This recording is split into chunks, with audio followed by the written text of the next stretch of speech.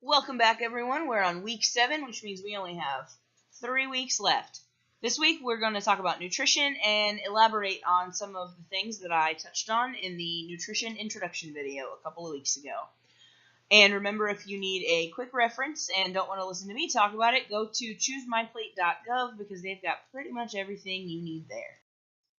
Alright, so quick recap. Top left, there are options for utilizing your hands as a reference for serving sizes or portion sizes.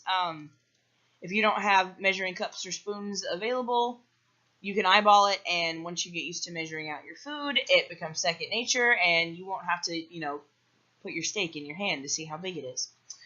Bottom right is what I touched on a couple of weeks ago as well. Basically, if you intake more calories than you burn, you're going to gain weight. If you intake fewer calories than you burn, you're going to lose weight. And then if you intake the same amount of calories that you're burning each day, you're going to maintain your weight. So make sure to set your goals based on your physical activity level as well as your caloric needs. All right, so macronutrients. I'm sure you've all heard this term, so we're going to break it down into 4 categories: carbohydrates, protein, fats, and alcohol. All right, the carbs: fruits, grains, potatoes, vegetables, and table sugar. So grains, anything made with a grain: breads, pastas, rice is considered a carbohydrate. A good rule of thumb is to avoid the whites: white rice, white bread, white potatoes. Potatoes are okay as long as you eat them in limitation with the proper toppings. Loaded baked potatoes, sorry, not really all that great for you. Tastes good, but and then fruits are considered a carbohydrate. However, they also have more benefits than a bowl of white rice would. So when it comes to carbs, make sure that you're consuming the good kind of carbs. And so anything that says whole grain or basically anything that has not been processed. Fruits are a good option. Carrots, beans, peas, corn, those are all vegetables that are considered carbs. Proteins: meats, seafood of any sort, eggs, fish. Protein powders on this list, but protein powder is also usually very high in carbohydrates and a lot of times sugar, so make sure to read the labels, which we will get to in a few slides. Fats are another one. As long as you're consuming the good kind of fats, not the bad kind of fats, you don't have anything to worry about unless you're consuming them in excess. And alcohol, obviously, in limitation, because it doesn't really have any sort of benefit for your body, except for beer is actually a really good post marathon or 5K or half marathon or anything like that. It's a good post workout as long as you have one of them and it's immediately after you work out, much like chocolate milk. So basically what you need to do with your macronutrients is make sure that you are choosing the proper amounts based on recommended serving sizes and your physical activity as well. All right, so here's a quick breakdown of like a cheat sheet, I guess, where carbs and proteins overlap and proteins and fats overlap. All of these I found via Google Images. I just had to dig through them to make sure that I was giving you good information, because a lot of the images that you find on Google are not necessarily accurate. So the pie charts on the right, they give a breakdown of an estimated percentage of what macros you need to eat for weight loss, muscle gain, and maintenance. Those numbers are going to vary based on your age, your fitness goals, your activity level, and your health status. So if you have any sort of health concerns with anything, make sure to talk to a doctor. This is all just general information, and keep in mind that everyone has different needs and each individual body is different. These are just rough estimates based on the general numbers. A good jumping off place, if you will. All right, so micronutrients, those are the small things like vitamins and minerals and some acids. Vitamins, our body produces some. Others we get through the foods we eat. Some we need to take supplements for. Down on the right, I posted a picture of calcium, magnesium, zinc with vitamin D and a picture of this cute little smiling sun. Because sunlight actually helps your body synthesize vitamin D, and calcium, magnesium, zinc, phosphates, folic acid, or folate, those all work together. So you want to make sure that you're consuming a wide variety of micronutrients as well as macronutrients. A good rule of thumb is the more colorful your plate is, the more colorful your overall diet is, the better. You've got your minerals. Those minerals and vitamins a lot of times will come in supplement form, and they're different, but you still need both, and a lot of times they come in combos, like the one down on the bottom right, and that is A-OK. However, I'll use the emergency packs as an example. When people get sick, they tend to overdose on vitamin C. However, your body can only consume and utilize a certain amount of each micronutrient each day. So when you have something that says 2,000% of needed vitamin C or 300% of daily recommended value or anything like that, you're only using what your body can use, and the rest of it, your body's just going to flush out. So just a little tidbit of information. That doesn't mean don't take vitamin C. Just know that you can't use 300%. Your body gets to 100%, and that's it. All right, so nutrition facts, labels on the backs of food packaging. So you would not believe the number of people that I have had ask me, how do I read this label? And I realized that it's not always easily accessible. And on some foods, it's done on purpose, unfortunately. However, this is a nice little breakdown of where to start, what to do, what they mean. So even though there are things that make us think that certain foods are healthy, which we'll get to in a couple of slides, things such as sugar-free, fat-free, heart-healthy, or organic, or all-natural, or healthy snacks, or anything like that, you still need to read the nutrition facts, because the requirements that the FDA has on what is required to be listed, it's not always 100% truthful. If it's under a certain amount or over a certain amount, they can round numbers. And anyway, read your nutrition labels.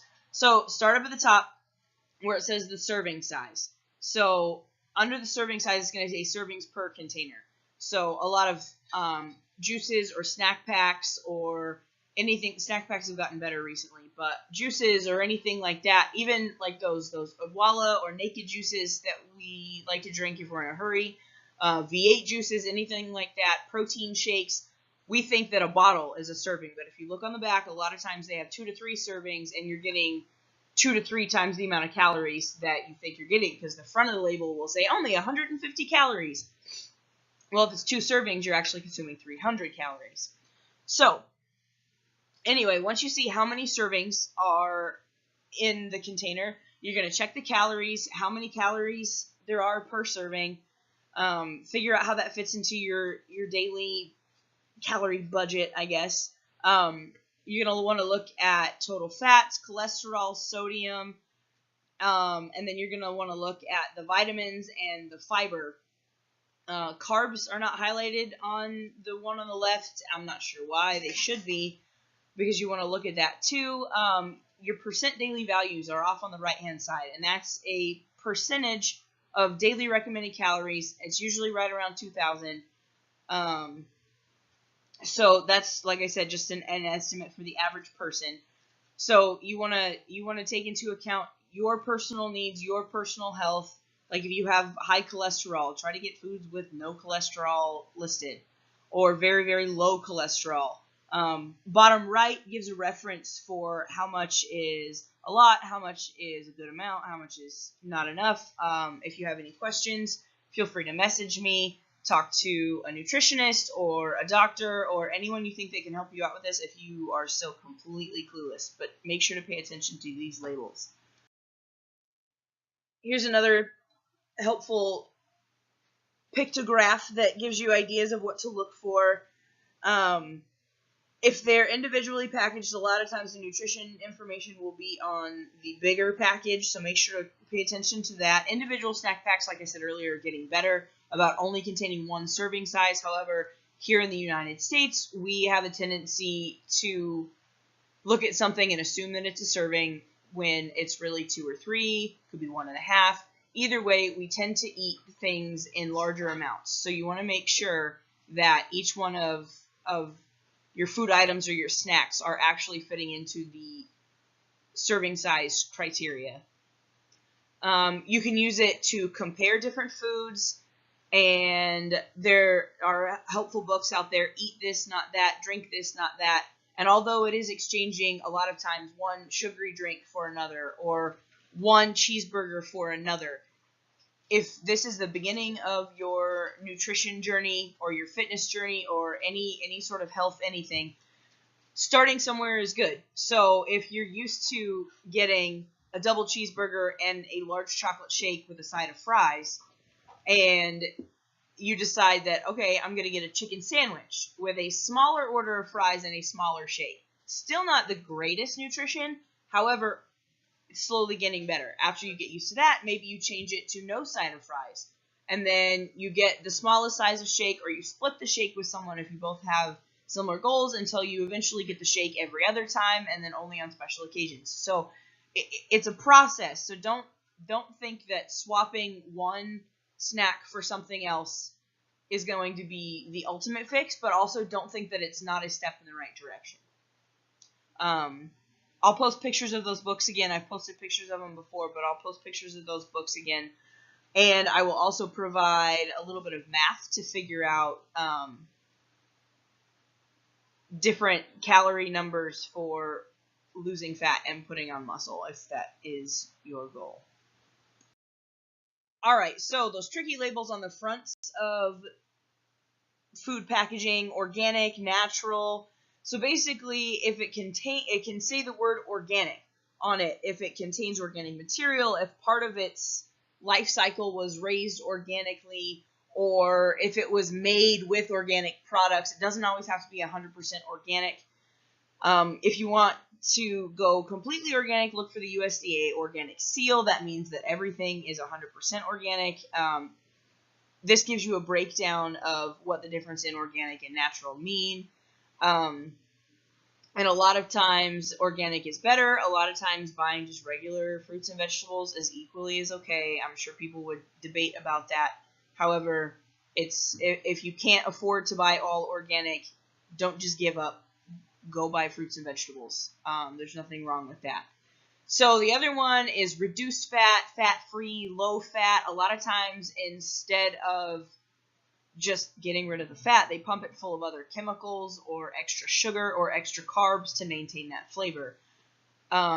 Sugar-free and no sugar added are a big one. And actually, when my grandpa got diabetes, he was used to his ice cream on Sunday nights. And my grandma started buying no sugar added ice cream because, well, they didn't add sugar.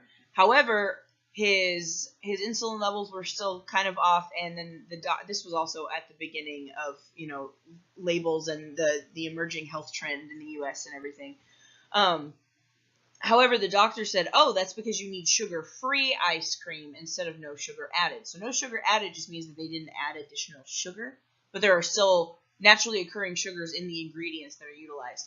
However, sugar-free since then has been discovered to not necessarily be as fantastic as everybody thought because of all the chemicals that are put in there to make it sweet. So my advice to you is that if you're going to use sugar for something, just get pure cane sugar, measure it out yourself, use the proper serving sizes, and don't use it all the time.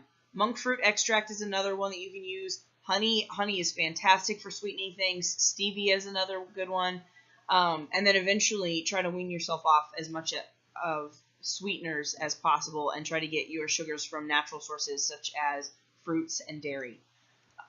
So the last thing that I'll talk about on labels for now is things that say heart healthy. If you'll notice, I posted a picture of instant oatmeal.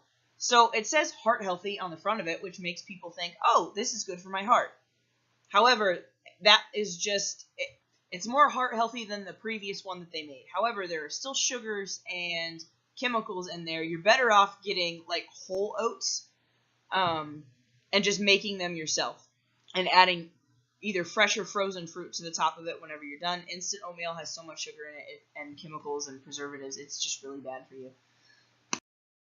All right, so some buzzwords that have been circulating in the nutrition world for a very long time and still are and probably will linger for quite a while.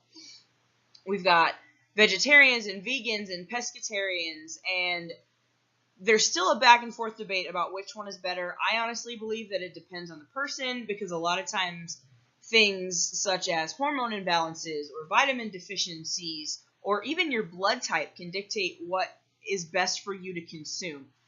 So I know a lot of vegetarians do it for health purposes. I know a lot of them do it for ethical purposes. You have to decide what works best for you.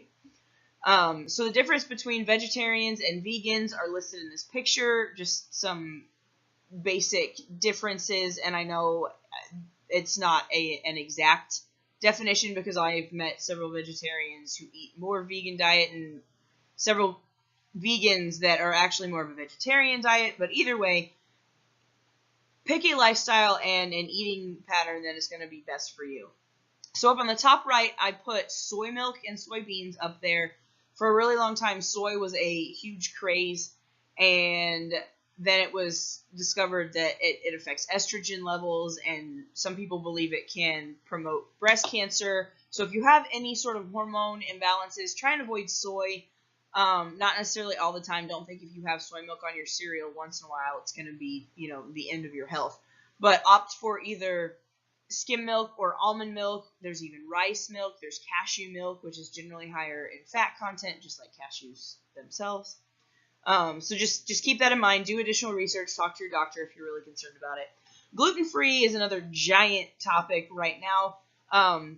Gluten is contained in wheat, and gluten-free items are becoming more and more popular. So if you think that you have a gluten allergy or an intolerance, or are just concerned about it, I know a lot of people consider gluten-free diets if they're for their kids, if their children are autistic. That's been a big movement recently. So if you have any of these things going on and you feel the need to talk to your doctor or a nutritionist or a dietitian about it, go ahead. If you want to message me about it or comment about it so that way everybody can see the answers, go ahead. I don't mind. I love answering questions.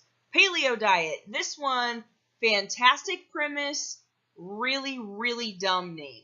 So basically, the paleo diet is supposed to be, well, I'm using air quotes if you can't see me, is basically what cavemen, air quotes, were eating, and that it's better for us. However, that's not entirely true, because the different access to fruits and vegetables and wildlife and things like that were very different than they are now, and everything that we have now has been so genetically modified, simply meaning that we have been such an agricultural industry and farming community, and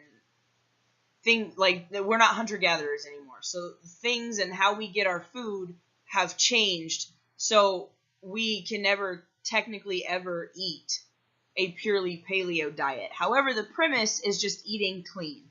I don't know why it has to have a fancy name, but it does. So the premise is just eating clean. Like I said earlier, the more color, the better. The less ingredients, the better. The less chemicals, the better. I didn't mention that on the nutrition label slide. But if you get down to the ingredients portion and you get to like the third ingredient and you can't pronounce it anymore, don't buy it. It's not good for you. Look out for high fructose corn syrup and cornstarch, because here in the States we use corn as the basis for pretty much everything. We use it as a sweetener, we use it as a filler, we use it as a flavoring agent, everything. So if you're trying to avoid things that have excess chemicals in them, go down to the bottom of the nutrition labels and read ingredients. Back to paleo diet. Basically, the cleaner you eat, the better. And by clean, I mean no additional chemicals, no additional ingredients. Some people would argue that it needs to be organic. basically eat as much fresh stuff as you possibly can. Alright, so I know this is a long video, wrapping it up really quick. I like this graphic a little better, which is why I left it on this final slide. Screenshot it if you need to. It's the balance in either weight gain, weight loss, or maintenance in calories eaten and calories burned. The other pictures I put on here just because I thought they were good representations of, you have to eat right, you have to exercise regularly, you have to take care of your health in all aspects. You can't just pick one and assume that, oh, I'm going to be healthy for the rest of my life just because I eat an apple a day. Although that's not necessarily a bad idea. So just keep in mind that nutrition is only one key part of your health, and I am more than willing to answer questions. Follow me on Instagram, on Facebook, and here on YouTube. I'll post all the information below. And that is it for this week. Keep up the good work, and I'll be back with additional nutrition information and additional information about health in general very soon.